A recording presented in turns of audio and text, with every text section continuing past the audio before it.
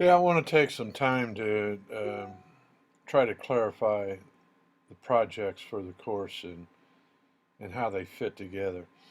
I'm on from the menu on the left in the classroom, I'm on what's called Course Project here. And as you can see, in the final project, you will identify a scenario in a profit, nonprofit, or government agency that is ideal for either organizational change or learning. So you have a change or learning project. You get to pick the type of organization that you want to write about. So it's an application project at the end. And and just some examples. It says like you could be introducing a cultural change to an organization or consulting to improve productivity or employee well-being or to implement a performance management. These are just examples. It could be anything. And notice it says the project requires you to describe the type of organization. In other words, is it for-profit, nonprofit, or a government agency? And then you're going to examine how the change impacts the relevant systems we've been studying. So if you follow these competencies, number one is we have a systems approach. You want to use a systems approach. You want to evaluate the methods of study, which we're going through now. You'll be analyzing macro systems and micro systems. You'll apply psychological tools and create a strategy. So let's look at how those competencies break down. If we look at the project components, uh, in week 2, there's methods of study. So what they're wondering here, the methods of study, just they're looking at what will be your method for collecting data in your change project. So in order for me to be relevant with this, I have to explain first what I'm doing. So I would say, for example, I'm implementing team training or team leader training in a large manufacturing organization. And so my method of study for this is going to be qualitative interviews. So then I'm going to look up some research articles from the library on that method of study. And that becomes the annotated bibliography for week 2. And so what all is required is that I list the sources that I located. I provide a brief description that can be 1 or 2 paragraphs, and then describe how it applies to my change scenario. So, for example, if I'm going to interview team leaders to understand what they do now or what their level of expertise is, then I'm simply saying that I'm going to be doing qualitative interviews, and these articles support that methodology, and that will be my methods section in my final paper. Then in week 5, you can see um, macro systems, microsystems analysis. So we could even go look at that. Let me see. Let me click on week 5, and let's go to that assignment. Here's the assignment. So here it says,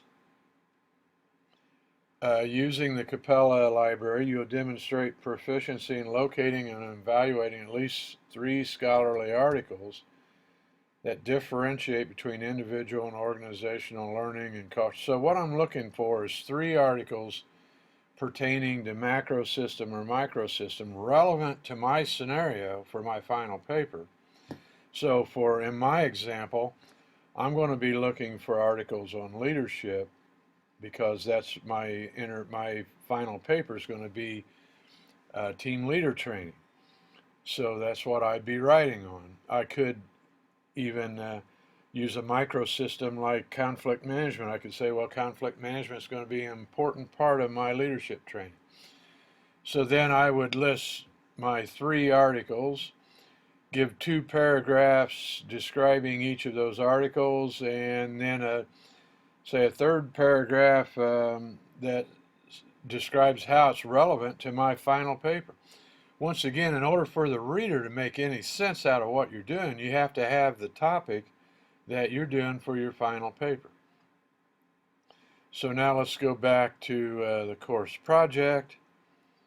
So if I go back to the course project, come down here, and you can see then for week 8 it says an annotative summative bibliography. Let's look to see what that's all about. So I come here to week 8. Let's right here, week 8 assignment, an annotated summative bibliography. So, and I'll have a resource posted for that. So it says, now I'm looking at really my entire bibliography that supports my final paper. By week 8, I should have the research done.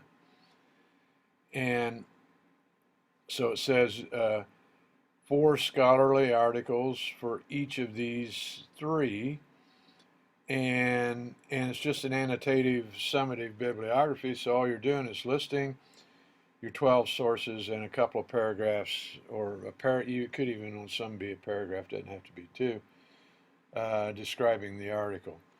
And now let's go back to course project again. And so what each of these components in these early weeks they're breaking your final project down, and you submit it early on. So these are all connected. Each of these are components of your final project. That's how it works. And so it makes sense to me that you would start off by saying, here's what my final paper is about. Now, based upon that, for week 2, here's why I picked these articles for methods of study. Here's how they're relevant to my final paper. And then in week 5, you'll say, here's why I picked these articles on macrosystems and microsystems. Here's how they're relevant to my final paper. And then in week 8, you'll say, here's pretty much my bibliography supporting my final paper. You may not be completely done. Notice it says a minimum of 10 resources, so that, that pretty much covers that. And then your final paper is 12 to 15 pages, double spaced, and its focus is either on change or learning. And so that's how these all fit together, and each one supports the final project.